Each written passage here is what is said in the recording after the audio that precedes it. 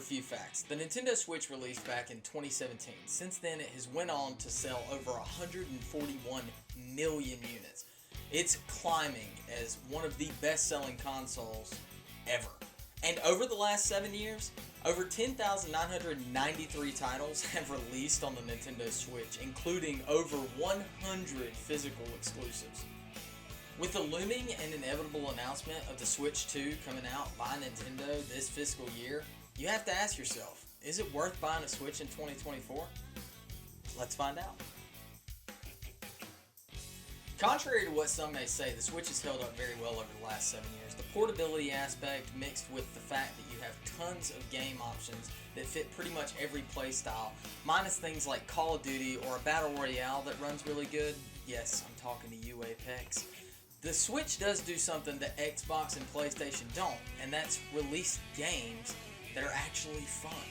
A lot of people make the argument that the Switch's hardware is outdated, and while that may be true, most people worry about games running on next-gen hardware at over 9,000 FPS.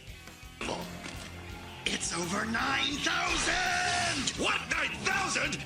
There's no way that can be right! But Nintendo, for the most part, has focused on games that have a fun loop and replayability. This is one of the reasons that it's one of the best-selling consoles still. I mean, check this out. Zelda Breath of the Wild sold over 33 million copies, and then when Tears of the Kingdom came out, over 20 million. In my opinion, this kind of solidifies the fact that most people just want a fun game to play as opposed to the next-gen graphic. Now don't get me wrong, we all want the Switch to have more power, and accompanied with that, we want it to have better online features. Nintendo Switch Online is not very stable for multiplayer, and then there's this. Like, seriously, Nintendo, what the f*** is this? It's 2024. Just put normal game chat in.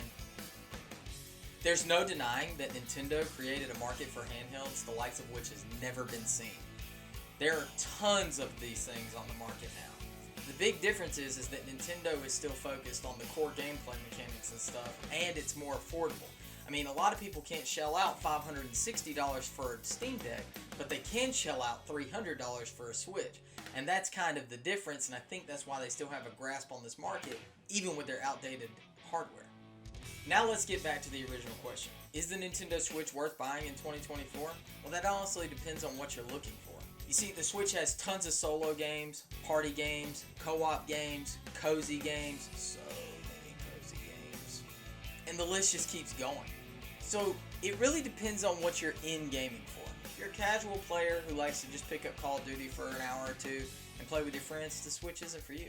But there are some great titles for the solo gamer on here, and there's a lot of great titles for family fun on here. My answer to the question, I personally still believe that the Switch is worth buying in 2024. Even if the Switch 2 comes out next year, sometime around Christmas, you could always use it to trade up or keep it on the shelf if you're a collector. Who knows, the Switch 1 might be better than the Switch 2. We've seen this before. Anyway, if you are going to get a Switch, or if you're new to the Switch and just picked one up, I've got a playlist I'm going to put over here, or a video, something to that effect.